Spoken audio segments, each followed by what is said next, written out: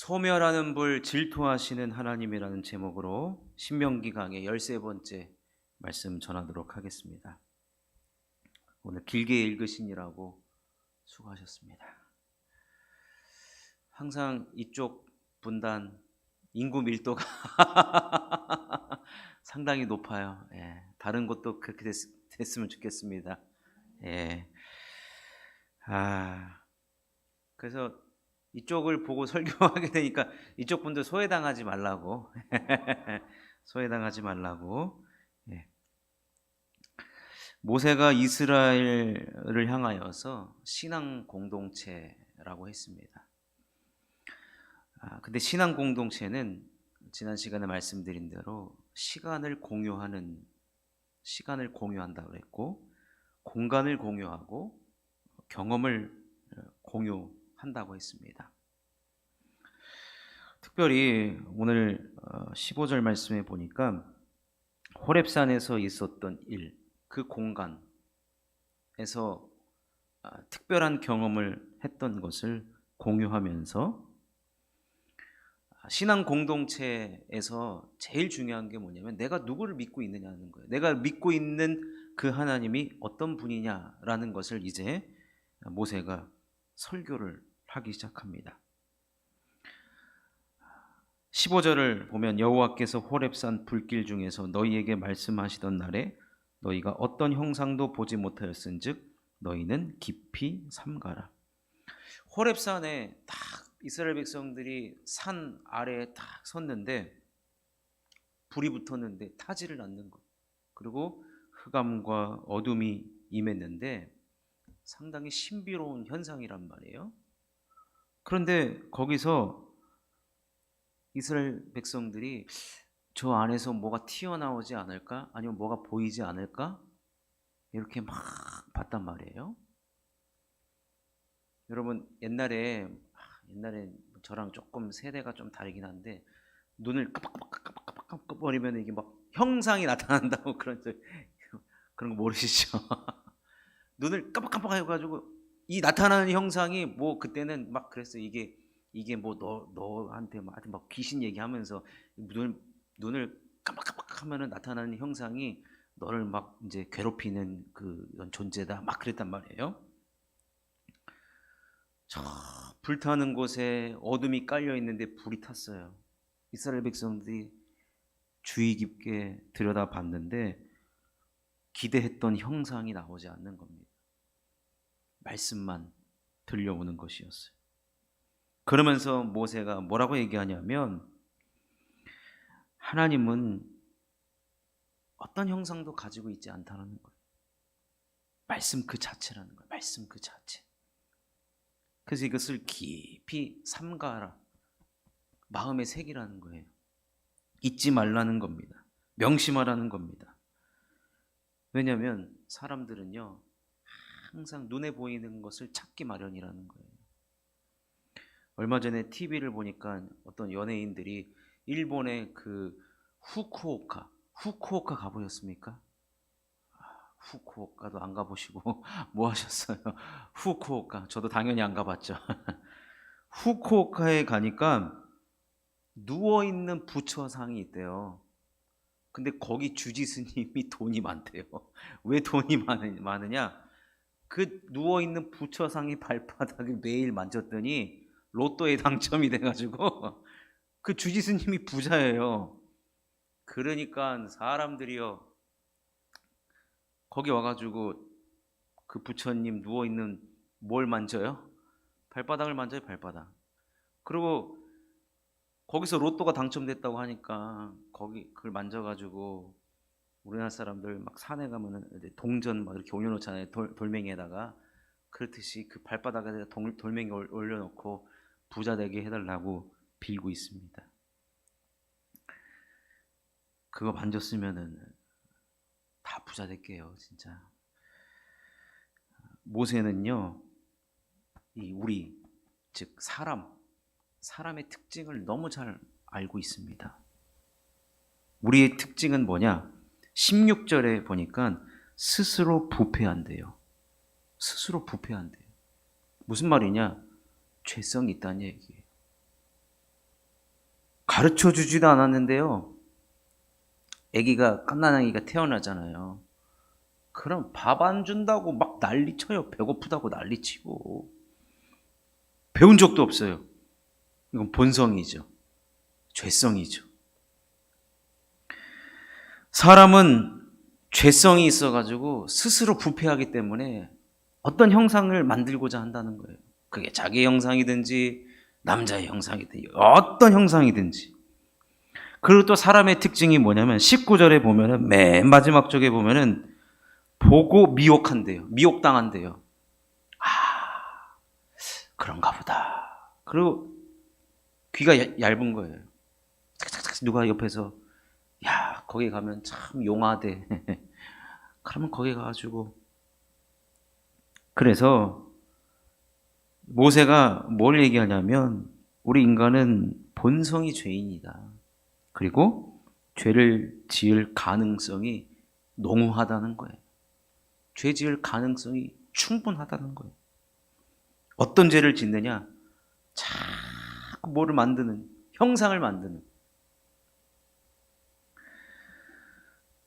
그러니 사실 여러분 이스라엘 백성들이 이집트에 살 때 이집트에는 수많은 형상들을 가진 우상들이 지배했던 나라 아니겠습니까?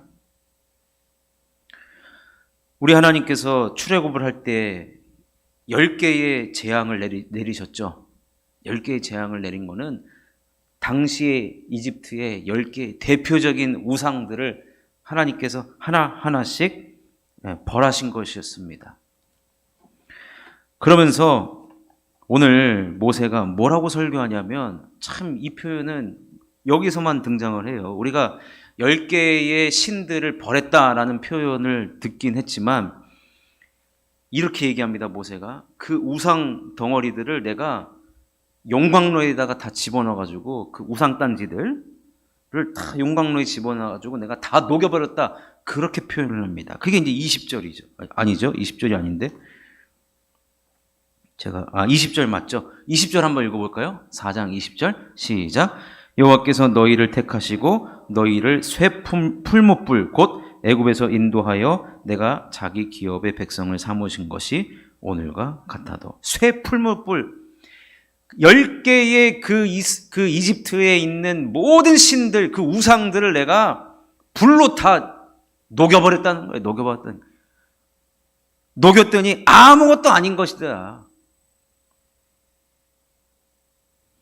근데 이런 일을 친히 경험했음에도 불구하고 그 죄를 다 불로 태워버렸음에도 불구하고 이스라엘 백성들이 이 가데스 바네아 사건을 또 얘기합니다. 모세가 지겹도록 얘기합니다. 신명기에서 이스라엘 백성들이 가데스 바네아에서 집단적으로 단체적으로 하나님께 불순종하지 않았느냐. 그것으로 인해서 모세가 가나안 땅에 들어가지도 못했다. 그러니 지금 무엇을 얘기하고자 하느냐? 제발 하나님 하지 말라는 거 하지 말아라 이거예요. 우리 단순하게 살아가자 이겁니다. 형상 만들지 마. 이거 만들지 마 제발. 모세가 아주 간절하게 간곡하게 부탁합니다.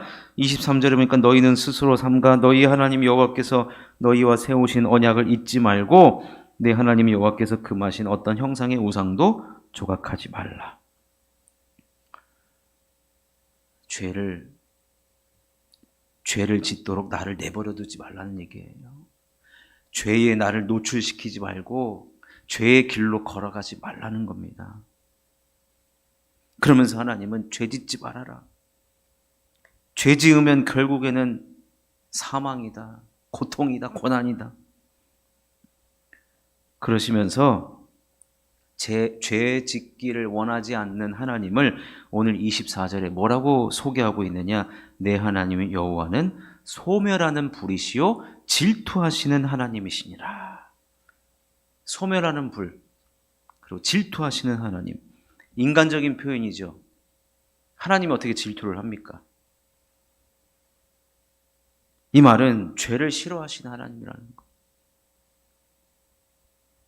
이스라엘 신앙 공동체들아, 내가 싫어하는 것, 난 죄를 싫어한다. 질투하는 하나님은 히브리어로 엘칸나라고 표현이 되어 있는데, 질투하시는 하나님은요, 죄를 싫어하시는 하나님은 왜 이스라엘 백성들이 죄 짓는 것을 싫어하시느냐? 하나님의 거룩한 백성이기 때문에 그래요. 하나님은 죄 지을 수가 없잖아요. 그죠? 하나님이 싫어하는 것 이스라엘 백성도 하지 말라는 거예요. 여러분, 부모님이 자녀한테 이런 거 하지 마라. 부모님이 싫어하기 때문에 그러지 않습니까? 왜 그런 말을 합니까? 사랑하기 때문에 그래요. 사랑하기 때문에. 그래서 자녀들한테 제일 심한 말이 뭐예요? 아, 네 맘대로 살아라, 네 맘대로. 네 맘대로. 근데 하나님께서 제발 네 맘대로 살지 말아라. 하나님 말씀대로 살아라. 순종하며 살아라. 순종하지 않으면 죄 짓는 것이다 라는 거예요. 왜요? 우리는 스스로 부패하는 자. 죄를 가르쳐주지 않아도 죄를 알아서 잘 지어요. 늘 죄 지을 가능성이 충분한 자예요. 우리를 이집트에서 출애굽을 한 것을 죄 가운데 구원했다라는 표현을 쓰고, 그리고 이스라엘 백성들이 틈만 나면 하나님께 뭐라 그래요? 물이 없을 때, 뭐 먹을 것이 없을 때 뭐라 그랬어요? 우리 이집트로 돌아가게 해달라. 근데 하나님이 이것을 뭐라고 얘기하냐면 다시 죄 짓는 길로 가지 말라, 그 얘기입니다. 그 길은 죽음의 길이고 고생하는 것 뻔히 아는데, 우리 하나님께서, 우리 엘칸나의 하나님, 질투하신 하나님은요, 우리가 구원받고 복받으면서 신앙생활 하기를 누구보다 원하시는 하나님이라는 거예요. 여러분 다 복받기를 하나님 원하시는 거예요. 그래서 이제 약속의 땅에 들어가게 되면, 약속의 땅에 들어가서도 들어갔다고 해서 여러분 죄 지을 가능성이 없어지느냐? 그렇지 않다는 거예요. 우리는 새로운 환경에 가도 충분히 거기서 또 죄 지을 연구를 한다는 거예요. 우리의 본성은.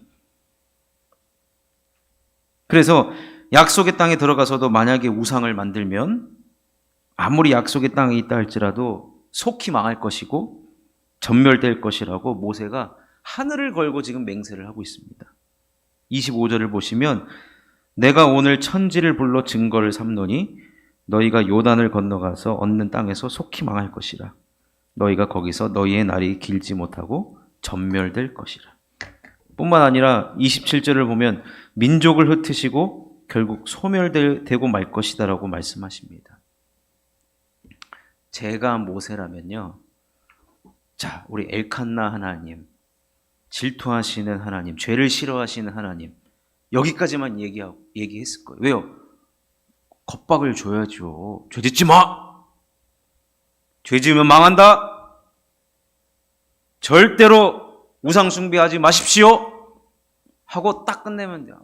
엘칸나의 하나님, 질투하신 하나님은 죄 짓는 거를 싫어하기 때문에 여기서 설교를 끝나면 되는데, 이건 하나님, 엘칸나의 하나님은 반쪽짜리 하나님밖에 안 만드는 거예요. 그래서 그 하나님의 또 다른 측면, 또 다른 하나님을 명확하게 설명하는데, 엘칸나 하나님은 죄를 싫어하시지만 혹여나 우리가 죄를 지으면 깨닫고, 중요한 게 뭐예요? 깨닫고 하나님께 돌이키는 자에게 다시 만나주시고 용서의 길, 회복의 길, 생명의 길, 복된 길로 인도하신다는 거예요. 이게 질투하시는 하나님이고 소멸하는 불이신 하나님이시고, 죄를 싫어하시지만 그것을 깨닫고 주님께 다시 회개하고 돌아오는 자를 받아주시는 하나님이라는 거예요. 그게 이제 29절에 나오죠. 그러나 내가 거기서 내 하나님 여호와를 찾게 되리니 만일 마음을 다하고 뜻을 다하여 그를 찾으면 만나리라. 두 손 들고 천부여 의지 없어서 주님께 나아갑니다 하고 하나님, 저를 용서해 주십시오. 제가 무지했습니다. 제가 어리석었습니다. 두 손 두 발 들고 주님께 나오면 너 이놈 자식 필요 없어, 이런 하나님이 아니라는 거예요.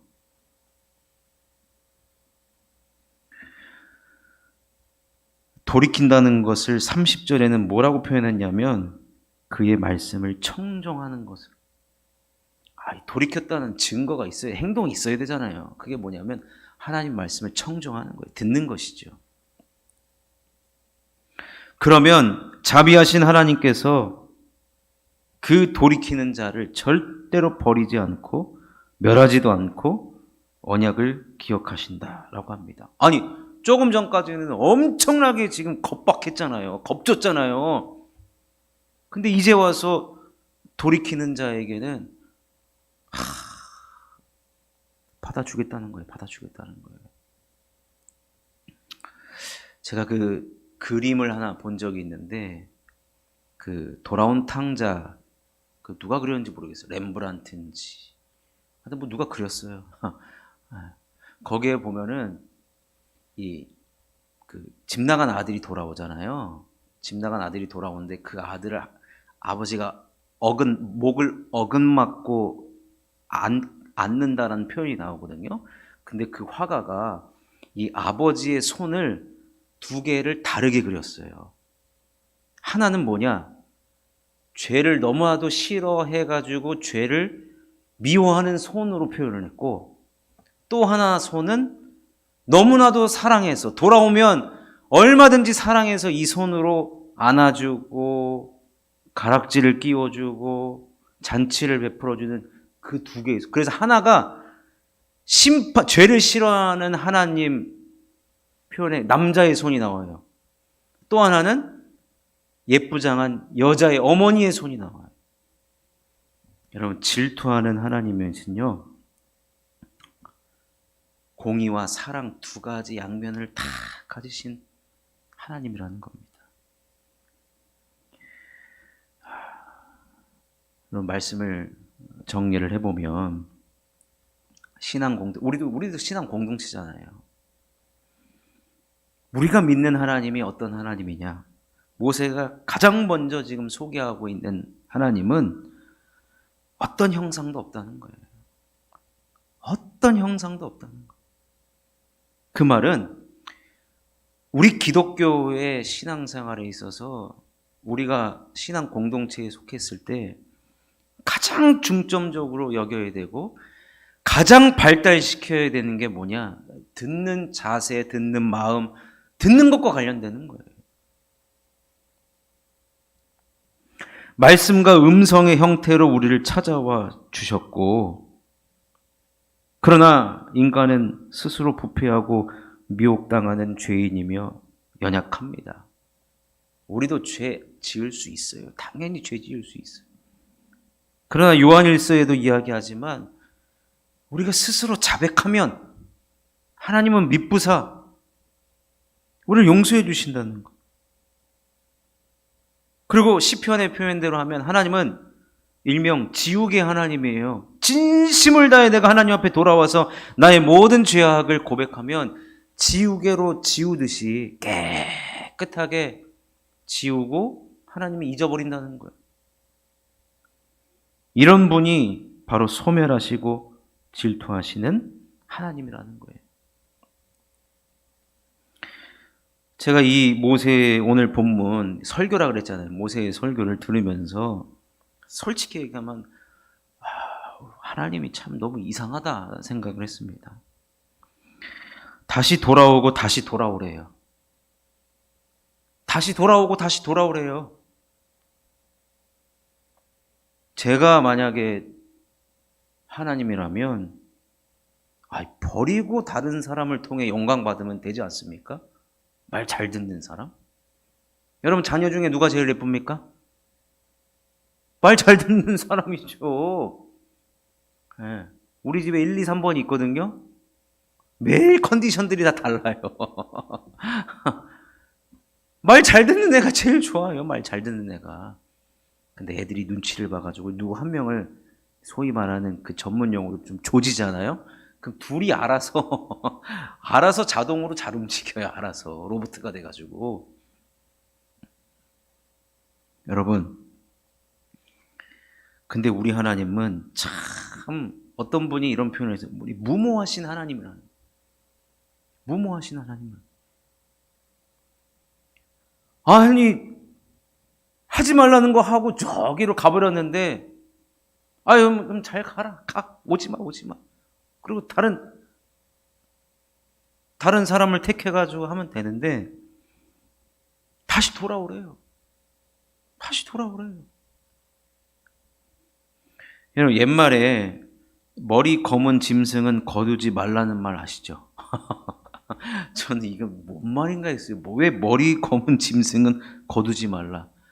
하도 옛날에 시골에서 서울 상경해가지고 서울에서 좀 성공해 보려고 했는데 그렇게 사기를 많이 당하고 그렇게 은혜를 원수를 갚는 사람들이 너무 많아가지고, 근데 이 말은 뭐냐? 서운함이거든요. 머리 검은 짐승 거두지 말라. 서운해서 그런 거예요. 서운해서. 네가 어떻게 나한테 이럴 수 있냐 이거예요. 여러분, 하나님도 마찬가지죠. 네가 어떻게 나한테 이럴 수 있냐. 뭐 이런 노래도 있잖아요. 네가 거기서 왜 나와. 믿었던 사람한테 지금 내가 서운한 거예요. 아니 네가 왜 지금 우상을 섬기는 데서 나와. 믿는 도끼에 지금 발등을 찍혔어요. 은혜를 원수로 갚죠. 분명히 말씀했죠. 애굽의 우상들을 다 불에 태워 녹여버렸는데도, 용광로에 집어가지고 다 녹여버렸는데도 또 거기 가가지고 주워 담아가지고 또 형상을 만드는 그런 인간들을 향하여서 하나님이 뭐라고 말씀하시느냐? 돌아오라는 거예요. 돌아오라, 돌아오라. 하나님께서 무엇을 벌하고 무엇을 싫어하시는지도 다 알면서도 죄 짓고 반복해서 짓고 불순종을 해요. 이런 머리 검은 짐승, 머리 검은 사람 거두면 안 돼요. 인간적으로. 제가 보다 보니까 너무 이렇게 짜증이 나는 거예요. 그런데 그를 찾으면 만나리라. 이 설교를 지금 하고 있다니까요, 모세가. 아니, 하나님의 속성이 그러하니까 모세가 설교할 수밖에 없죠.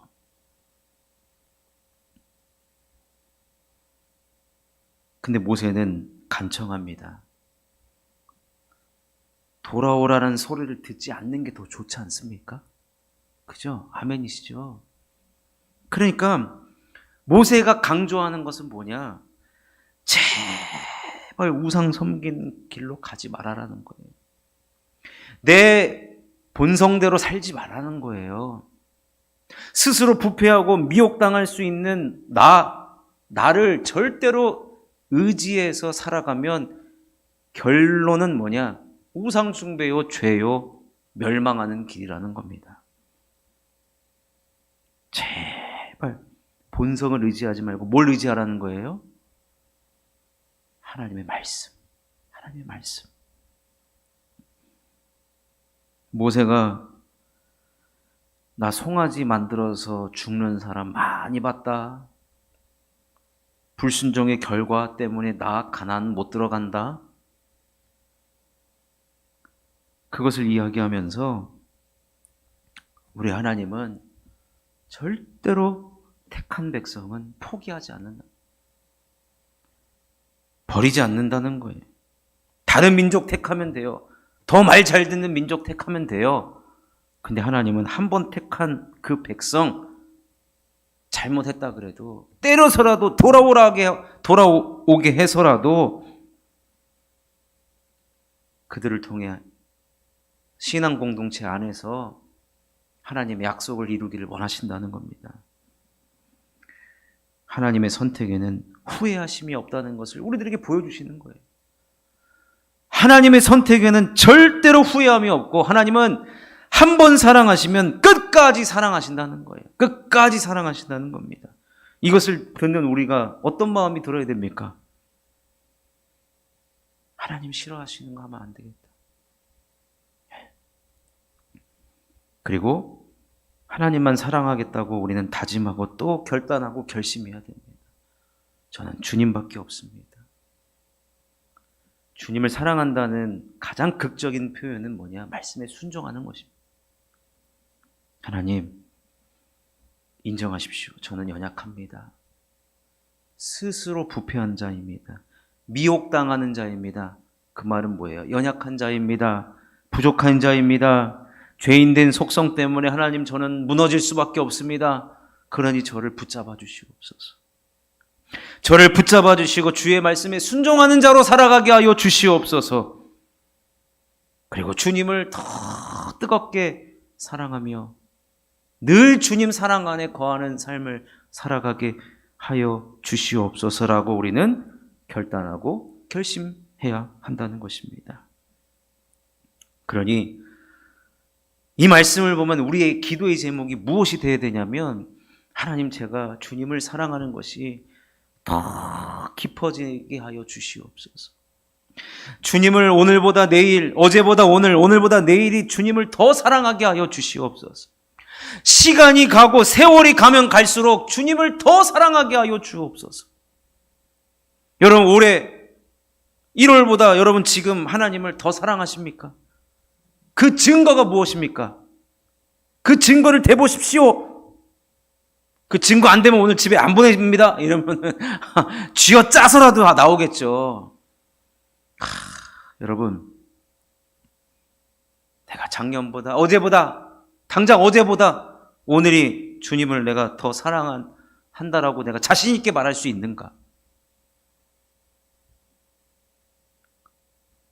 우리가 주님을 사랑하는 것은 결국에는 말씀을 가까이 하는 것이고, 말씀을 사랑하는 것이고, 말씀을 청종하는 것입니다. 그러니 이제는 우리가 본성을 거스를 수 있는 유일한 방법은, 본성은 뭐예요? 형상을 찾으러 가는 게 본성이지만 그 반대로 가야죠. 반대로 말씀을 듣는 자리, 말씀이 있는 곳이면 언제든지 내가 그곳에 거하겠습니다 라는 것이 바로 내가 주님을 이전보다 더 사랑한다는 증거 중에 증거라는 것입니다. 사랑하는 성도 여러분, 우리 하나님은 소멸하는 불이시고 질투하시는 하나님, 죄 짓지 않기를 원하시는 하나님, 설상 우리가 죄를 지었다 할지라도 돌아오면, 깨닫고 돌아오면, 깨닫는 것이 중요합니다. 깨달으면 돌아올 수밖에 없어요. 깨닫는 거예요, 깨닫는 거. 누가 못 깨닫는지 아십니까? 무뎌지면 못 깨달아요. 그 정도 상태까지 가면 여러분 안 됩니다. 그러니까 하나님, 제가 영적으로도 깨어있게 하여 주세요. 영적으로 깨어있는 방법은 뭐예요? 지속적으로 말씀이 공급받는 것이죠.